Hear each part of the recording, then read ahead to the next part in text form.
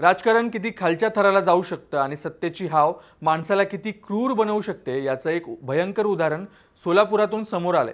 विषय आहे सोलापूर महानगरपालिका निवडणुकीचा आणि एका तरुण कार्यकर्त्याच्या हत्येचा, ज्याला केवळ समाजात शांतता राहावी आणि आपापसातील भांडणं मिटावीत असं वाटत होतं, त्यालाच मृत्यूला सामोरं जावं लागलंय। हा विषय आहे मनसेचे सोलापूर शहर विद्यार्थी सेना अध्यक्ष बाळासाहेब सर्वदे यांच्या हत्येचा। एकीकडे भाजप राज्यभरात आपले उमेदवार बिनविरोध निवडून आल्याचा जल्लोष साजरा करत असताना दुसरीकडे सोलापुरात याच बिनविरोध निवडणुकीच्या नादात एका निष्पाप तरुणाचा बळी गेलाय। आजच्या या व्हिडिओतून आपण जाणून घेऊया की केवळ राजकारणापायी या कार्यकर्त्याची हत्या करण्यात आली की काही पूर्वाश्रमीच्या वादातून हा बळी घेण्यात आलाय।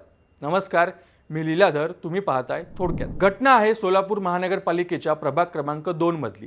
इथे अर्ज मागे घेण्याच्या शेवटच्या दिवशी जे काही घडलं ते लोकशाहीला काळीमा फासणारं होतं। खरं तर बाळासाहेब सर्वदे यांच्या या वादाशी थेट काही संबंध नव्हता, पण राजकारणाच्या या विळख्यात त्यांना संपवलं गेलं।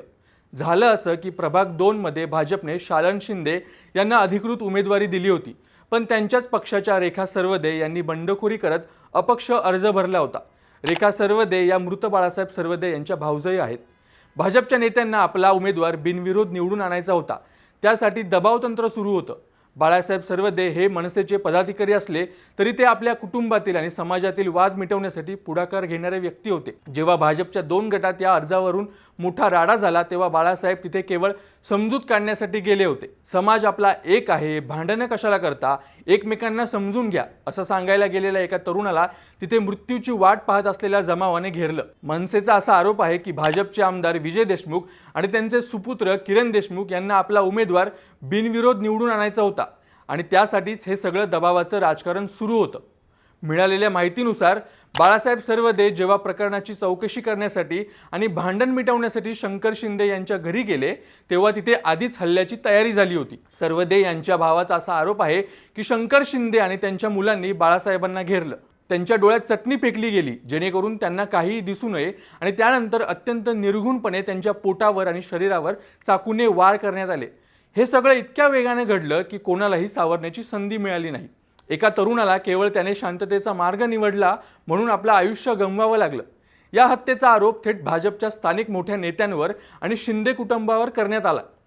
बाळासाहेबांच्या भावाने आणि मनसेच्या कार्यकर्त्यांनी असा खळबळजनक दावा केलाय की जेव्हा हा हल्ला झाला तेव्हा काही हल्लेखोरांना फोन आले होते आणि त्या फोनवर चर्चा झाल्यानंतरच ही हत्या करण्यात आली। गृहमंत्री देवेंद्र फडणवीस यांच्या महाराष्ट्रात जर दिवसाढवळ्या राजकारणासाठी अशा हत्या होत असतील तर सामान्य माणसाने दात कोणाकडे मागायची असा सवाल आता सोलापूरची जनता विचारत आहे। बाळासाहेब सर्वदे हे विद्यार्थी संघटनेचे अध्यक्ष असल्यामुळे तरुणांमध्ये त्यांचा प्रभाव मोठा होता। त्यांच्या हत्येनंतर सोलापुरात प्रचंड तणाव निर्माण झालाय। पोलिसांनी या प्रकरणात 15 जणांवर गुन्हे दाखल केले होते, पण मृताच्या नातेवाईकांचं असं म्हणणं आहे की मुख्य सूत्रधार अजूनही मोकळे आहेत। भाजपच्या नेत्यांनी आणि पदाधिकाऱ्यांनी आपल्याला 5 ते 6 वेळा फोन करून उमेदवारी मागे घेण्यासाठी दबाव टाकला होता असा आरोप मनसेचे प्रशांत इंगळे यांनी केलाय। म्हणजेच ही हत्या केवळ रागाच्या भरात झालेली नाहीये, तर त्यामागे निवडणुकीचा एक मोठा कट होता। एखाद्याला निवडणुकीतून बाद करण्यासाठी तुम्ही त्याचा जीव घेणार का? ही कसली लोकशाही आणि हे कसलं राजकारण? आज सोलापुरात एका कुटुंबाचा आधार गेलाय। बाजीराव सर्वदे जे मृताचे भाऊ आहेत त्यांनी फिर्याद दिली आहे की त्यांच्यावर आणि त्यांच्या भावावर कोयत्याने हल्ला करण्यात आला। रुग्णालयात सुद्धा वेळेवर उपचार मिळाले नाहीत असाही गंभीर आरोप नातेवाईक करत आहेत। हे सगळं पाहून असं वाटतंय की यंत्रणा सुद्धा सत्तेच्या दबावाखाली काम करत आहे। भाजपचे आमदार विजय देशमुख यांची आमदारकी रद्द करावी आणि त्यांच्या मुलाला बेड्या ठोकाव्यात अशी मागणी आता जोर धरू लागली आहे। सत्तेसाठी इतकी राक्षसी भूक येते कुठून?